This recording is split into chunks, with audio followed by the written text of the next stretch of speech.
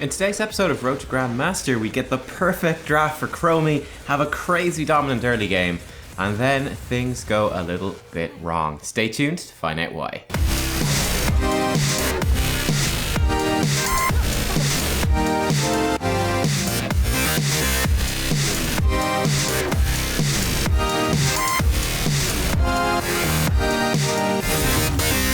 Hey guys, Nubkeks here and welcome to the draft. Gonna do, as you can see, a bit of a new structure to the series here, Road to Grandmaster. Trying it out in this video, let me know what you think. But I thought we'll do a little bit of an intro at the start, then we'll have the draft, and then we'll cut ahead to the gameplay then. Get things a little bit more streamlined, and you'll find there are timestamps in the description as well, so you can hop around to what section you want to see. Oh, and we'll obviously show the talent build at the end as well.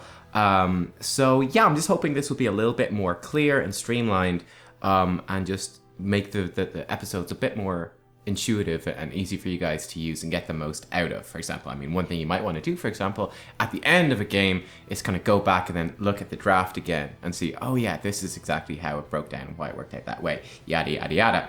Anyway, we are here on Braxis Holdout. I will be picking Chromie, and this is, in my opinion, the perfect Chromie draft. We'll talk about how that sort of develops as we go on. Anyway, Yuva bans out Gul'dan here to start. I think that's a really good choice. Gul'dan is exceptionally strong in this map.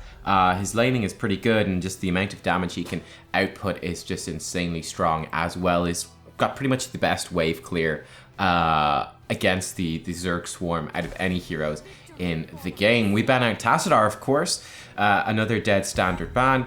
Great wave clear down the bottom, it brings vision as well, and then super enables heroes like Vala and Tracer, which you really don't want to deal with if you can avoid it. The enemy team does first pick Sylvanas. I think that's a decent choice. Neither that great nor that bad. We grab Ragnaros, which I think is a fantastic pick. And then I believe this guy, I think he does go for the Vala pick.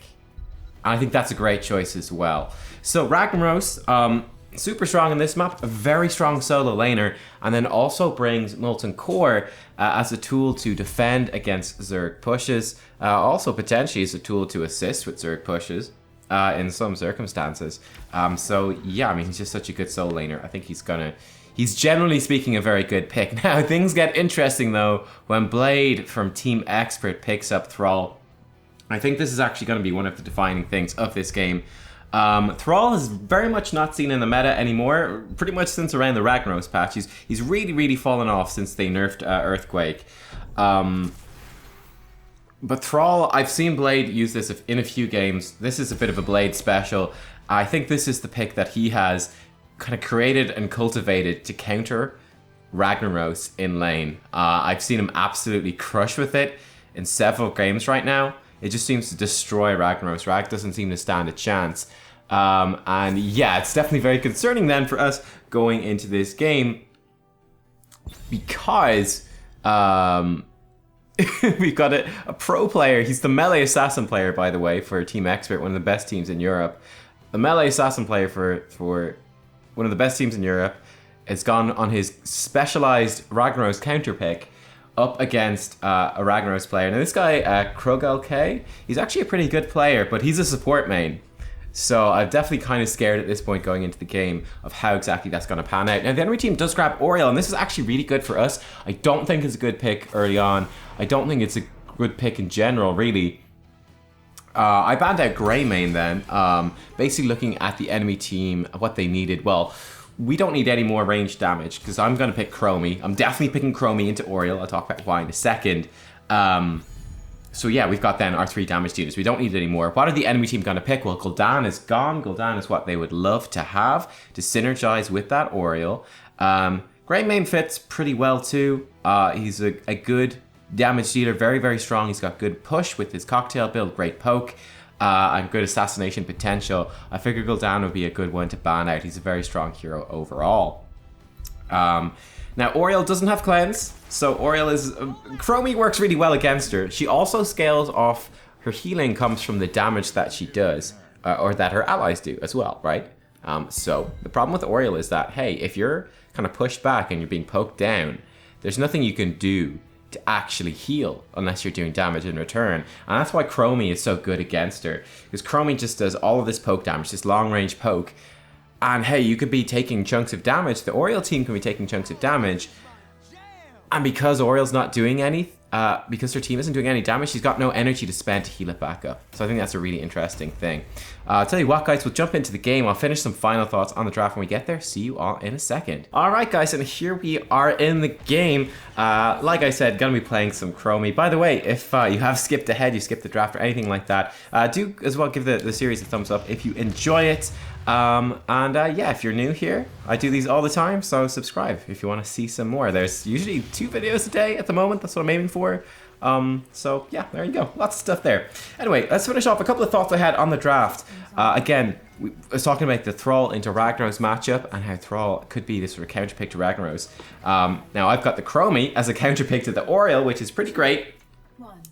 Things got a little bit crazy with these last couple of picks though, because they've got a Tyrael and a Sergeant Hammer coming out for the enemy team. Pretty crazy. I think Chromie's pretty good into Sergeant Hammer, actually. So we're looking at a really nice Chromie game. Sylvanas, we can blow her up really easily. She's very, very squishy, very vulnerable to the Chromie poke. Sergeant Hammer is a big target, so she's pretty easy to poke down with Chromie's attacks as well. Bear in mind, Chromie's skill shots are difficult to land, and Sergeant Hammer has got a big hitbox. We can also really punish her if she ever goes into siege mode. And you can see the poke is already started. We've already got Sergeant Hammer down to 20%, even about 10% at one stage there, hit points, which is pretty nice. Already creating some good pressure. She's had to tap the well already, merely seconds into the game. The Tyrael pick is really unusual.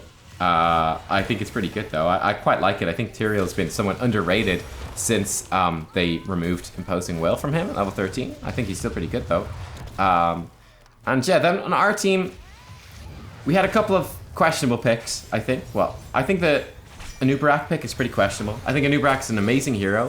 I think Anub'arak is probably easily considered pretty OP, but I'm not sure in this game if he's the pick we wanted to go for at all. The concern I have with Anub'arak is that, well, look, they don't have any mages for him to counter. They just simply didn't pick any. He's pretty decent against Sylvanas, but don't be, misled. I know we had the pretty controversial placement game number 10, where we had Anub'arak solo killing Sylvanas constantly. That's not normal. Okay, so I don't see that actually happening. We'll see though. I don't remember exactly what happens here, but I don't see that really happening.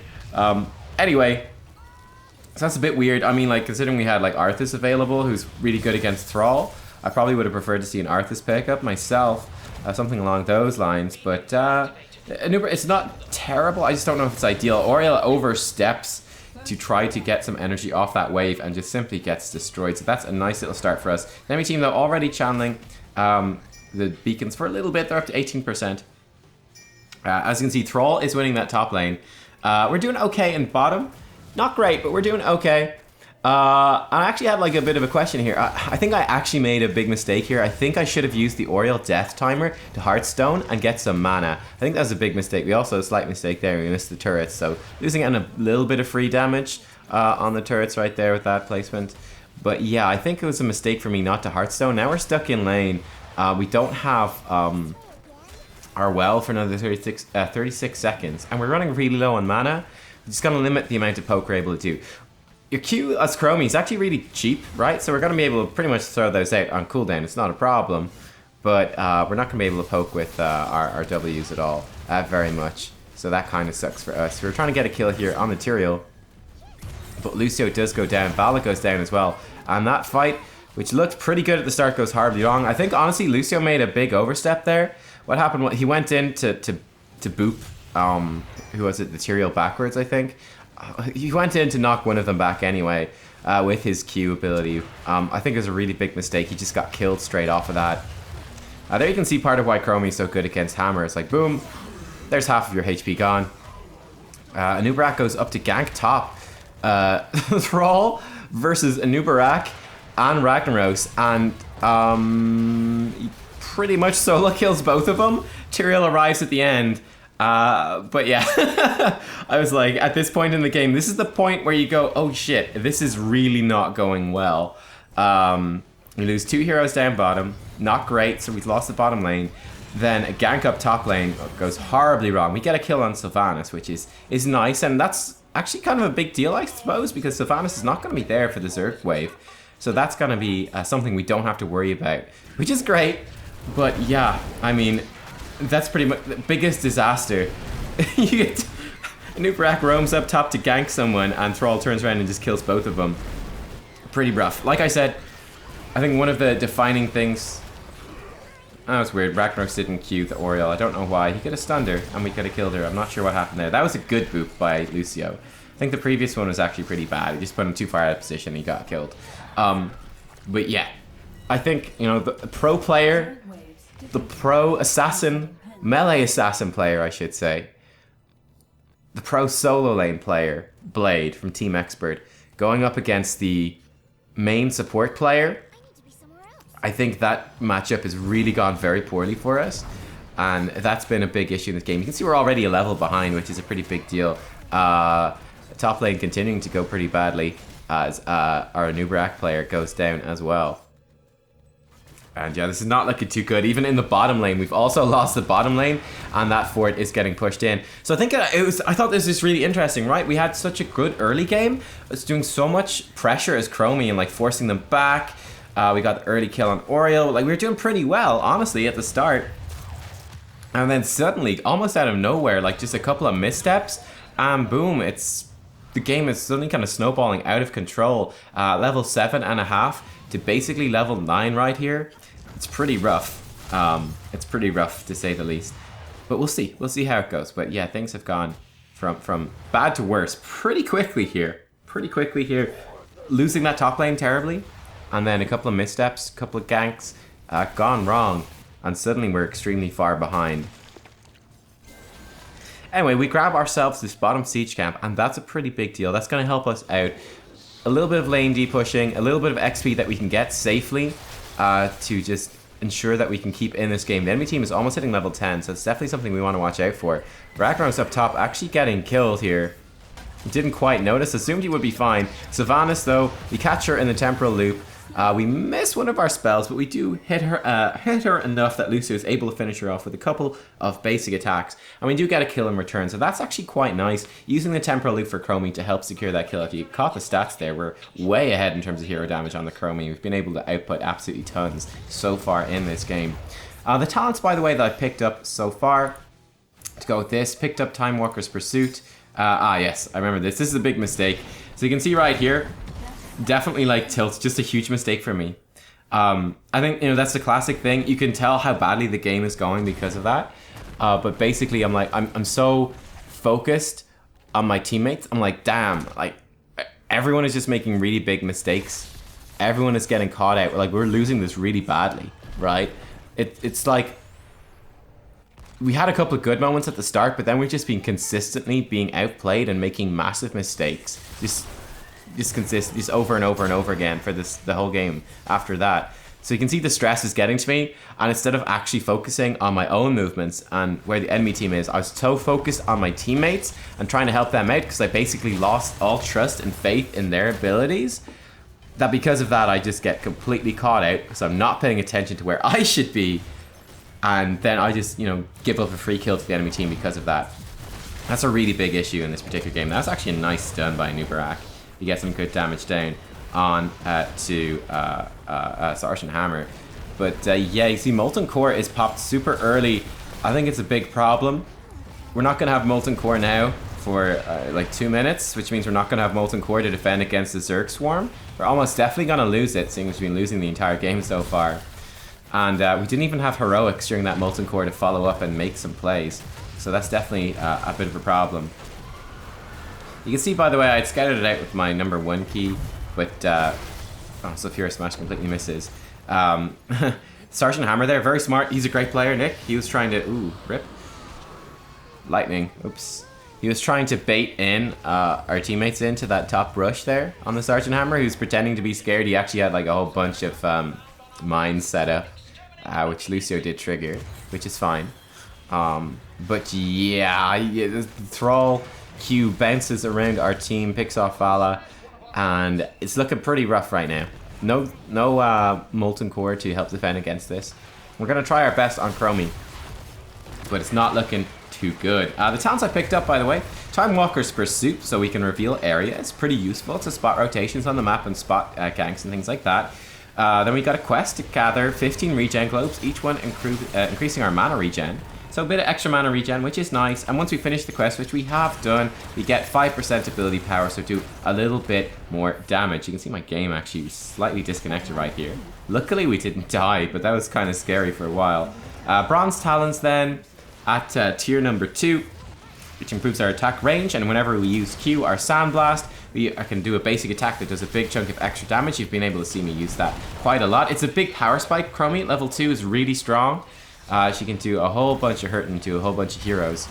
Yeah, the game's about to end, so unfortunately that's kind of that. Sub 10 minute game, 9 minutes 58 seconds, and we just get absolutely owned. Absolutely owned. It's kind of funny. I mean, if you're looking at the stat, like you can see our hero damage. We did tons of hero damage. I think, you know, we had that one big mistake as Chromie. After everything had gone to shit, letting the stress get to us, and we made a big mistake. But yeah, I mean, I just think that was really rough. I don't think our draft was that bad. Nubkeks was a bit dodgy. I actually wasn't a big fan of the Lucio pick. I wouldn't have picked it myself, but it's not terrible. It's not a terrible pick. I just wouldn't be in what I would have gone for. I don't think it's maybe super ideal, but it's fine. But the Nubkeks really didn't work out at all. Neither did Ragnaros. He just got owned in lane, and it went really, really rough for us. I think one of the defining things was really the Thrall pro player counterpick into the Ragnaros support main solo lane. I think that was a pretty big thing. And there wasn't too much different that we could have done on Chromie. But anyway, the talents that we picked up in this game. And again, if you see on the other side of the screen, there should be things you can press to subscribe. Check out another video which YouTube has selected for you. There's something you can watch and have fun, and you can support me on Patreon as well. The talent build should be on the other side of the screen as well. Time Walker's Pursuit at 1. Bronze Talons at, for Chromie, level 2. Dragon's Eye for tier 3, doing more damage at the center of our W. Temporal Loop. Rewinding time, teleporting people back, getting some nice picks and stuff. The Crystal Aegis from Oriel does counter that, but hey, it means that she's missing out on one of her big heroics as well. Reaching Through Time, then at level 11 for Chromie, increasing our range against the Hammer and against the Oriel. Quantum Overdrive, which we never got to, and then Passive Future Me, we never got to that either, but that's what I would have picked. Guys, I hope you enjoyed what was unfortunately a very short video. Give it a thumbs up if you did, and I'll catch you all next time for more Heroes of the Storm. Bye-bye.